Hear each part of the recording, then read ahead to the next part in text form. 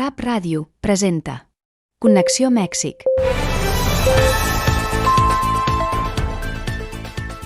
Encantada de ser aquí en una emisión más de Connexió Mèxic. Com sempre, ens acompanya el nostre col·laborador expert en actualitat, Leonardo Alvarado, que ens posarà al dia sobre els temes més rellevants. I també hem convidat a un amic proper i estimat, l'Alonso Leal, escriptor i poeta. Ens emociona moltíssim compartir aquest programa amb vosaltres, els nostres oients, així que els convidem a que es quedin. I comencem ja amb l'actualitat de Mèxic. Leonardo, benvingut. Amb què tema obrim aquest espai? El bloc d'actualitat. Connexió, el fil que et connecta amb Catalunya. Tenemos varios temas, Miriam. Yo creo que tendríamos que empezar con el tema de la estrategia de seguridad, si estás de acuerdo. Molt bé, endavant. Pues bueno, como platicábamos la vez pasada, se han desatado una serie de hechos muy violentos en México, con la presunta o con la presunción de que esto tiene que ver ya con guerras que hay entre los diferentes grupos delincuenciales, ¿no? En particular, por lo que sucedió con el arresto, que sigue siendo bastante misterioso, del Mayo Zambada, ¿no? Todavía no se acaba de aclarar cómo es que fue a dar a un rancho de Texas, y todo se presume que fue una traición de los chapitos, ¿no? Pero bueno, eso ha desatado un baño de sangre en varias regiones de la República Mexicana, en particular en Sinaloa, y este fin de semana en Guerrero también hubo eventos muy sangrientos que tienen que ver con estas luchas, y que, a diferencia de lo que habíamos visto en el pasado, esta vez sí vimos una respuesta muy fuerte, tanto de la Guardia Nacional como del Ejército y de la Marina. Se capturaron a varias de estas personas, hubo varios civiles abatidos, se decomisaron armas y equipo táctico, como le llaman los expertos, y se encontraron cosas francamente muy sorprendentes que ya hemos visto en otros lados, pero la magnitud de este evento fue increíblemente grande, ¿no? Armas de muy alto calibre, había una escopeta o un rifle, como se llame, Barrett calibre 50, que son armas que solamente hay en el ejército norteamericano, una enorme cantidad de pertrechos y todo el equipo de táctico que le llaman, que nos dice mucho de cómo hay una brutal complicidad entre pues, los fabricantes de armas en Estados Unidos y los delincuentes mexicanos, que por cierto, dentro de los que se arrestaron, la gran mayoría eran extranjeros de Guatemala y algunos del Salvador, ¿no? Lo cual quiere decir que el crimen organizado está reclutando también pandillas en Centroamérica para hacerlo parte de su equipos de ataque, ¿no? Y lo que sí se notó también es que ahora quien dirige la seguridad es un policía, ¿no? Omar García Harfuch está implementando cosas que antes no habíamos visto. Durante el gobierno del presidente López Obrador se logró, digamos, contener un poco el problema y se logró bajar la tendencia de homicidios dolosos en general en el país. Pero ahora lo que estamos viendo es que ya estamos en el siguiente paso. La presidenta Sheinbaum dijo que no se iba a volver a la guerra de ninguna manera, porque ya las consecuencias de eso habían sido más que evidentes y terriblemente graves para el país. Pero ahora estamos viendo una estrategia que sigue el lineamiento original del presidente López Obrador, que era atender a las causas, ¿no? Invirtiendo en programas sociales, etcétera. Pero ahora ya estamos viendo un proceso, digámoslo así, como de encapsulamiento. Pareciera ya que se trata de operaciones militares de otro nivel. Incluso hay quien reporta que en uno de estos enfrentamientos que hubo que repeler, llegaron helicópteros artillados, algo que no habíamos visto tampoco en el pasado. Entonces quiere decir que después de la contención vendrá el encapsulamiento de los actividades delincuenciales, y que además todo va a estar enfocado en no permitir ningún tipo de impunidad, porque lo que hacían estos estos grupos, y lo que han hecho, por ejemplo, lo vimos la vez pasada en Chiapas, es que entran con toda impunidad, terriblemente armados, desatan terror y con eso pretenden establecer sus áreas de control en diferentes zonas del país. Y lo que hemos visto ahora en una estadística que se acaba de publicar hace poquito, con datos, lo publicó el gobierno con datos del INEGI, es que sí hemos visto que los homicidios dolosos han venido a la baja, pero el delito, por ejemplo, de extorsión se ha incrementado. Entonces, quiere decir que el crimen organizado evidentemente va a buscar todas las salidas que tenga para poder seguir realizando sus actividades criminales, y ahora el gobierno tendrá que ponerse en una postura mucho más creativa y sobre todo hacer sentir el peso del Estado mexicano, que es algo que no habíamos visto y que apenas a 28 días del inicio de la nueva administración estamos ya empezando a ver. Ojalá que dé resultado. I, Leonardo, s'ha parlat des de fa uns mesos sobre la possible adhesió de Mèxic al BRICS, a aquesta aliança d'economies emergents. Què hi ha sobre això? Está un poco lejano el asunto de que México se incorpore a los BRICS, pero es un momento geopolítico muy interesante, porque en esta reunión de la semana pasada, donde es la 16ª reunión de este grupo, que es un grupo relativamente informal, aunque ahora estuvieron los líderes más importantes de estos, son 14 o 17 países los que están participando, aunque en realidad son 4 los que forman este grupo, y no están constituidos de una manera formal, ¿no? Pero estuvieron ahí el presidente Xi Jinping, el presidente Putin, y en última instancia, en el último momento, el presidente Maduro no decidió ir, ¿no? Perdón, el presidente da Silva, Lula da Silva, decidió no ir porque justamente estaba ya el presidente Maduro, ¿no? Entonces ahí se evidenció un conflicto que hay ya, digamos, de carácter personal entre ambos mandatarios y que complicó la evolución de la reunión en general.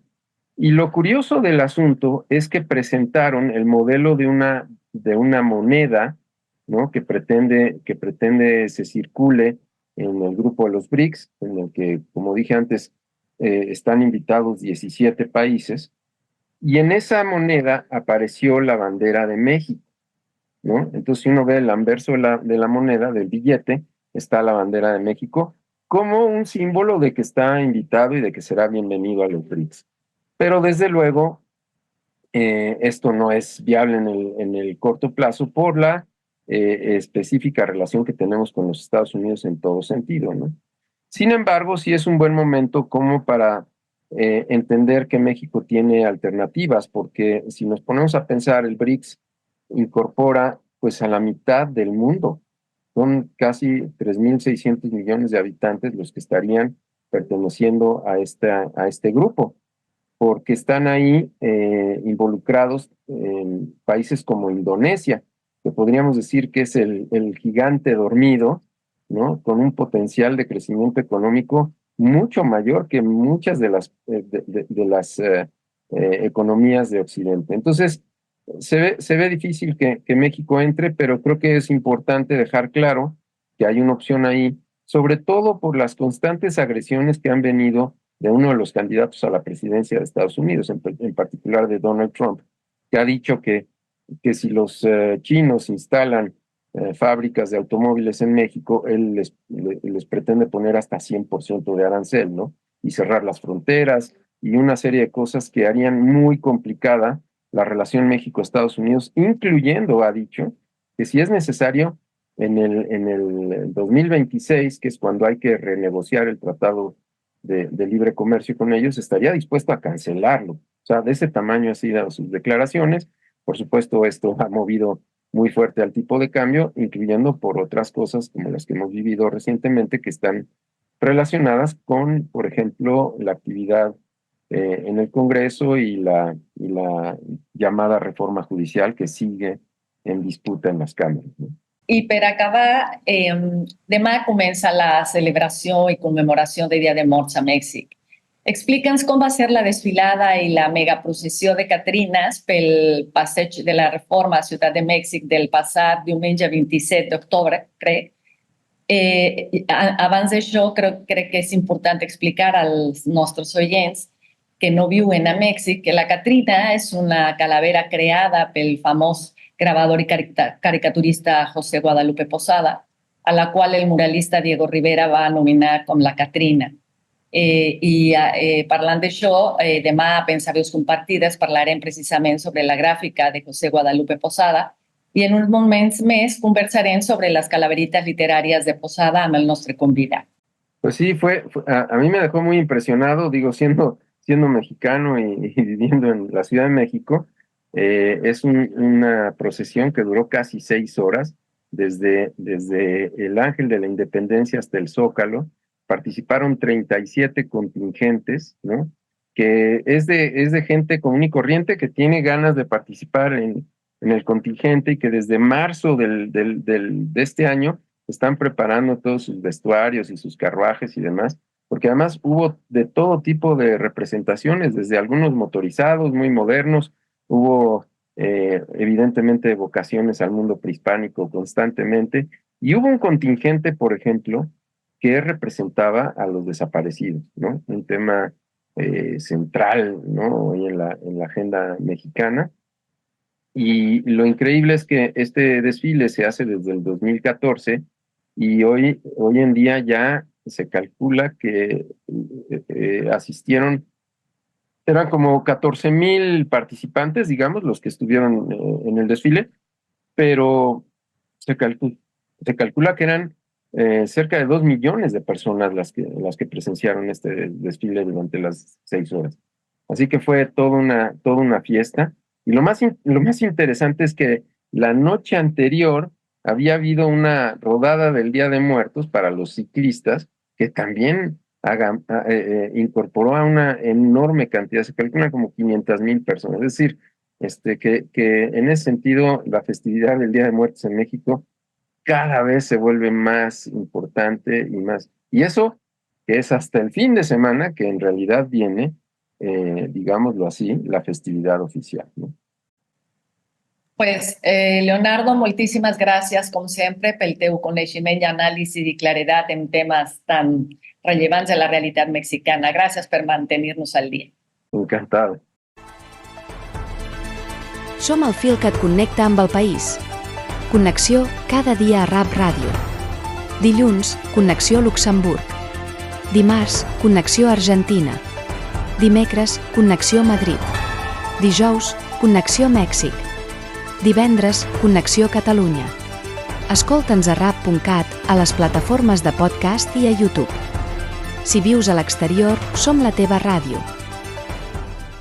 I avui, en aquest espai, he preparat una ressenya del llibre El 6 d'octubre, tal com jo ho he vist, de Lluís Aymamí Baudina. Lluís Aymamí Baudina va néixer a Barcelona al 1890 i va morir a Ciutat de Mèxic al 1980. Va ser un periodista català, conegut per la seva participació als moviments de defensa de l'autonomia de Catalunya durant la primera meitat del segle XX. Aymamí va formar part de la vida política catalana en un període d'intensa transformació i conflicte, especialment els anys previs a la Guerra Civil Espanyola. Va ser militant d'Esquerra Republicana a Catalunya i molt a prop de la figura de Lluís Companys. Per cert, Lluís Aymamí era el meu avi. El 6 d'octubre, tal com jo ho he vist, editat al 1935 per l'editorial Atena, és una obra fonamental per als que vulguin entendre en profunditat un dels moments més tensos i simbòlics de la història moderna de Catalunya, la proclamació de l'Estat català dins de la República Federal Espanyola al 1934, per qui era president de la Generalitat, Lluís Companys. Amb un estil directe i testimonial reconstrueix no només els fets, sinó també el clima d'incertesa, passió i tensió que els envoltava. Des de la primera pàgina, el lector està immers en el context polític i social de principis dels anys 30 a Espanya i Catalunya, marcat per l'agitació de la Segona República i les aspiracions d'autonomia de diverses regions. Aymamí introdueix els antecedents dels successos del 6 d'octubre, oferint una visió completa de l'auge dels moviments nacionalistes catalans i el descontentament generalitzat amb les polítiques centralitzadores del govern espanyol.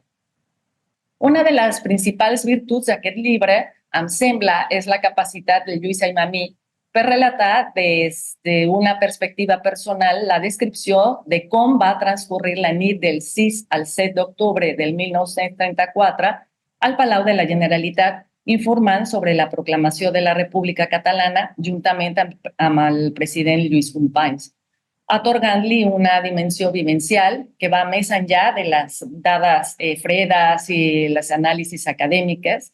És un testimoni de primera mà que mostra com les decisions polítiques impactaven en la vida quotidiana de les persones. La seva narrativa, sovint detallada i apassionada, transcendeix els fets històrics i es converteix en un testimoni directe que permet al lector imaginar-se als carrers de Barcelona, sentir la tensió dels enfrontaments i percebre la por, l'eufòria i la incertesa que embargaven a la ciutadania. A més d'oferir un relat a primera persona, Aymamí incorpora una reflexió crítica sobre les figures polítiques i les estratègies d'aquell moment. Es permet qüestionar els motius de Companys i el seu govern, així com les accions i les possibles conseqüències que no van preveure. També fa referència a la resposta militar i política de Madrid, que no va trigar a reprimir la declaració de Companys, mostrant com es percebia des de Catalunya i els efectes que va tenir a curt i llarg termini. El to crític de la narració dona un caràcter humà i reflexiu al llibre, ja que ell mateix reconeix els límits i les contradiccions dels protagonistes de tots dos bandos. Aquest llibre no només té valor per als interessats en la història de Catalunya, sinó també per als que estudien els processos d'autonomia, el paper de les declaracions simbòliques en la política i la relació entre identitat i poder en contextos de crisi. En aquest sentit, Lluís Aymamí aconsegueix que els successos del 6 d'octubre siguin vists no només com un esdeveniment del passat, sinó com un tema de reflexió sobre la relació entre els pobles i els seus governs i sobre les conseqüències de les decisions polítiques en un context polaritzat. Finalment, el 6 d'octubre, tal com jo ho he vist, és una invitació a reflexionar sobre la memòria històrica i l'impacte dels fets al present. Ens recorda la importància d'escoltar totes les veus i de qüestionar les narratives oficials, tot mostrant que la història, encara que ja escrita, es resignifica contínuament a través de l'experiència personal i dels qui la van viure en carn pròpia. Aquest llibre és, doncs, una contribució indispensable tant a la història de Catalunya com al debat sobre el significat de la identitat i l'autonomia en el context dels conflictes polítics i socials. I ja és moment de saludar i donar la benvinguda a l'Alonso Leal, el nostre amic escriptor i poeta. Alonso, moltes gràcies per ser aquí aquest dijous previ al Dia de Morts i que parlem sobre les calaverites literàries i les dècimes. Explica'ns què són les calaverites literàries i les dècimes tan populars en el son jarocho de l'estat de Veracruz a Mèxic. L'entrevista. Connexió. El fil que et connecta amb Catalunya. Primero que nada, muchas gracias Miriam, muchas gracias Leonardo por la invitación. Como siempre, es un gusto estar con ustedes. Las calaveras, se llaman calaveras en México, en general son impresos sueltos que se producen y se venden durante la fiesta de difuntos para consumo popular. Es curioso, haciendo un poquito de investigación, resulta que las primeras calaveras las produjo prácticamente ya en los albores de la independencia, y el que las hizo fue ni más ni menos que Joaquín Fernández de Lizardi, que se considera el primer escritor mexicano, ¿no? Es decir, él vivió ya el proceso de la independencia. Ahora bien, entonces desde principios del siglo XIX empiezan a aparecer estas calaveras, pero las más famosas fueron las que se produjeron en el taller de Antonio Vanegas Arroyo desde 1880. Ahora, en 1888 llegó José Guadalupe Posada de la ciudad de León a la Ciudad de México y empezó a trabajar con Antonio Vanegas Arroyo. Desde antes, desde 1880, Vanegas Arroyo ya hacía calaveras. Tenía un ilustrador y grabador que era relativamente famoso en su momento, que se llamaba Manuel Manilla, que influyó en Guadalupe Posada, y ya hay un dibujo, un grabado de una calavera, ¿no?, que hizo Manuel Manilla. Entonces, Posada hizo una primera calavera por ahí de 1888 y la primera versión de la que llamamos la Catrina se produjo alrededor de 1889, la primera versión. Curiosamente, en estas hojas sueltas, la Catrina se llamaba la calavera garbancera. El sobrenombre de la Catrina se lo puso, ¿cómo se llama? Diego Rivera. El caso es que José Guadalupe Posada básicamente hacía el grabado y tuvo un equipo donde estaba el hijo de Antonio Vanegas Arroyo, Blas Vanegas Arroyo, el mismo grabador Manuel Manilla, que lo antecedió. Había un poeta oaxaqueño que se llamaba Constancio S. Suárez y más gentes que, digamos, eran colaboradores y que tenían una redacción. Entonces, lo que hacía el mecanismo de la imprenta de Vanegas Arroyo es que se producían una producción fundamentalmente nacionalista y popular muy amplia. Producían cuentos, historietas, canciones, relatos, comedias, almanaques, calendarios, periódicos y las hojas sueltas que tenían información destinada al pueblo. Y eran hojas en papel de China, aquí en México las conocemos bien, en un papel muy delgadito que tenían resúmenes gráficos de acontecimientos y los acontecimientos se narraban con letrilla, se escribía lo que había sucedido. Entonces, eran una especie de periodiquito que se imprimían por miles y se vendían para mucha gente y entonces fundamentalmente era una publicación de tipo popular. Y lo que sucede es que la potencia de la gráfica de Posadas, es decir, los dibujos que él hizo, las gráficas que él hizo, fueron las que se volvieron extremadamente popular. De hecho, justamente aparece el dibujo de la Catrina que se ha reproducido ahora hasta la saciedad. Y hay dibujos que uno cierra los ojos, grabados, por ejemplo, hay un grabado muy famoso de Emiliano Zapata, que es una calavera bigotona encima de un caballo calavera, ¿no? Que hemos visto muchas veces. Entonces, lo que era, era una impresión de tipo popular, donde servía de periódico, servía para narrar las actualidades, así como ahora nos hace Leo en Zoom, se hacía en hojas de papel de China, y tenían sobre todo la gráfica, que es lo que en realidad ha subsistido. En estas letrillas, que estaban prácticamente todas en verso, se usaban, no había una norma, no era siempre igual, se usaban muchas veces las décimas, aparecían las décimas, y había otras coplas populares o cantares populares que eran en cuartetas octasílabos con rimas muy sencillas, y se usaba indistintamente, ¿no? Pero ciertamente a veces aparecían las décimas. Entonces ahora que se acostumbra mucho, llegando el Día de Muertos, a hacer estas letrillas satíricas básicamente, donde los mexicanos nos burlamos de nosotros mismos, y por nosotros mismos es el autor, los amigos, los compañeros, donde uno trabaja, etcétera, etcétera, etcétera. A veces se hacen con décimas, todavía se siguen usando las décimas, y a veces con versos, cuartetas octosílabas muy sencillas. Entonces, eso es, la parte de esta cuestión literaria que tenían las calaveras de Posada. Por otra parte, un fenómeno muy interesante en nuestro país es el hecho que en la canción popular, en los sones jarochos, en los sones también de Guerrero, se usa la forma de la décima para las canciones. O sea, la letra viene en décimas, de hecho, se tiene el nombre de los decimeros, hay compositores populares, algunos identificados por nombre y todo, que hacen canciones con décimas. Y la décima tiene una característica curiosa, o sea, son 10 versos, 2 versos de 5 y 5, pero es curiosa la forma porque permite hacer un discurso muy largo. Es decir, como que no hay un argumento que narre algo, sino el decimero, el autor, lo puede extender tanto como quiera, ¿no?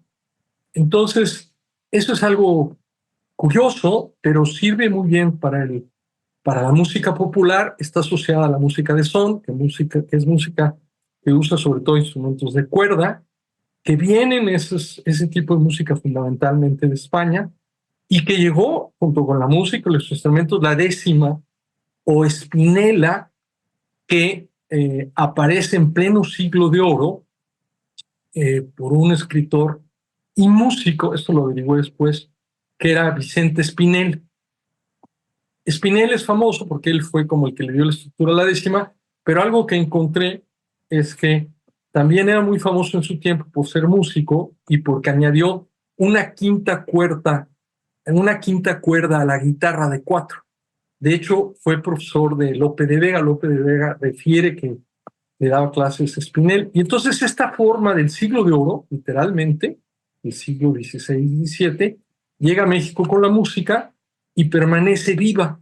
O sea, eso es algo vivo que está todo, es decir, que todo el tiempo se está renovando en la canción popular. Molt bé. Jo m'he atrevit a escriure una dècima en català, així que ja em diràs si ho he fet bé. És una dècima dedicada a la Rap Ràdio. Radio Amèrica és la veu amb força i gran convicció, que ressona amb tradició d'un poble que es manté en peu. Germà en la ruta es creu, Cristina en lluerna mar, Laura hi posa el seu part, cada veu aquí s'integra, poble nou no és amar, i amb rap el món s'alegra. Bueno, esa es una décima específicamente tradicional que cumple con los cánones de la décima. Son básicamente dos partes, lo que se llaman dos quintillas, versos que riman primero, segundo con quinto, y sexto y séptimo con décimo, y un par de pareados entre medio. Y es curioso porque revisando Miriam me pasó la décima previamente, entonces pude revisarla, y la décima cumple con la métrica catalana. Algo que es curioso es la acentuación en catalán, que muchas veces aparecen en agudas, hay versos que terminan en agudos, y que si uno cuenta las sílabas son 7 sílabas más una, los agudos cuentan 1, y entonces son 8 sílabas. Entonces son 2 quintillas octosílabas, ¿no? Que siguen la norma de la décima. Entonces acabas de probar que podemos seguir haciendo décimas no solo en español, sino en catalán. I també, si vols, puc llegir una calaverita, també dedicada a la Rap Ràdio. A Radio Amèrica Barcelona l'amor s'hi passeja, tota bufona. En Germà, el capità, no es deixa espantar, però la Catrina el vol atrapar. La Cristina, dissenyadora de traç fi, amb colors i formes fa el món més viu. La Calavera li diu, ben divertida, vine amb mi, Cristina, per sempre unida. I la Laura veu dolça, que el vent vola, encisa la mort, que a escoltar-la s'enrola. Vine amb mi, diu la Parca amb devoció, però la Laura segueix amb passió. Radio Amèrica és veu i cançó, malgrat que la Parca en faci menció. A cada programa, a cada vers, viuen per sempre en l'univers. Muy bueno. I bé, hem arribat al final del programa d'avui. Abans de marxar, vull agrair als nostres col·laboradors que fan possible aquesta màgia cada setmana. Un reconeixement per a Leonardo, que ens manté al dia amb les notícies més importants i ens ajuda a entendre. I, per descomptat, un especial agraïment a l'Alonso, que ens ha obert un espai creatiu, omplint-lo de calaveres i dècimes i molt més. Gràcies, Alonso, per portar-nos l'art i la poesia del Dia de Morts amb tanta passió. Gràcies a tots vosaltres que ens escolteu. I ens retrobem aviat. Fins la propera. Muchas gracias.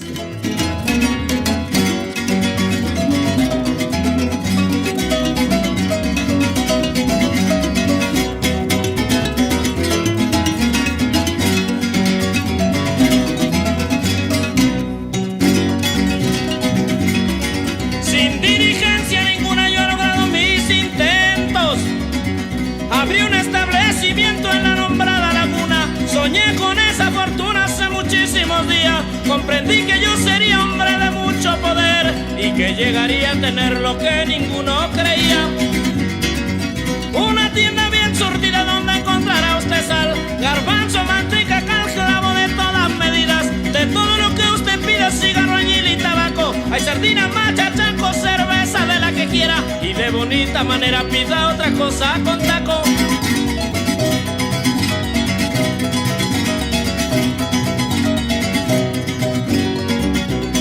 Arroz, maíz, tractolina, azúcar, jabón, café, licor del que pida usted encontrará en mi cantina. Muchísimas cosas finas entre ropa y mercería, horquillas y pasadores, mil clases de chucherías, peines de todos colores y una gran perfumería.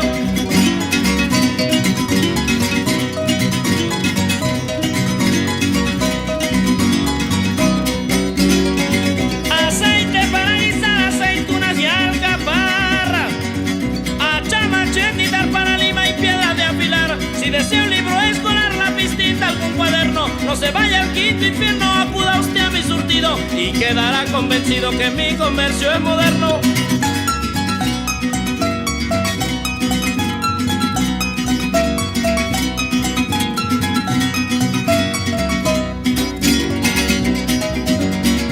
Ajo, tomate y cebolla, todo lo doy muy barato. Tengo botella de extracto, yuca para carne noya, de oro bonitas argollas, un gran surtido de aretes, polvo por kilo y paquete de bajas de rasurar. Y si se quiere pintar también tengo colorete.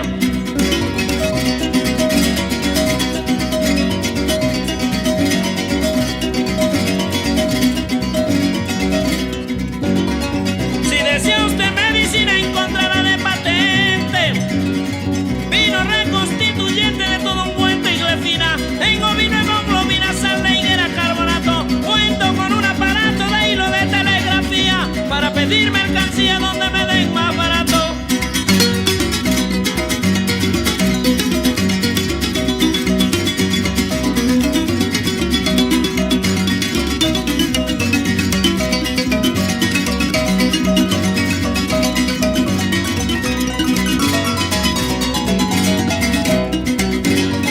Si busca café, aspirina, encontrará ahí cafión. También tengo Feligón, lo mismo que Roberina. Es buena la jaquequina para el dolor de cabeza. De billar tengo 3 mesas de buchaca y carambola. Cartucho para pistola que en el estado es rareza.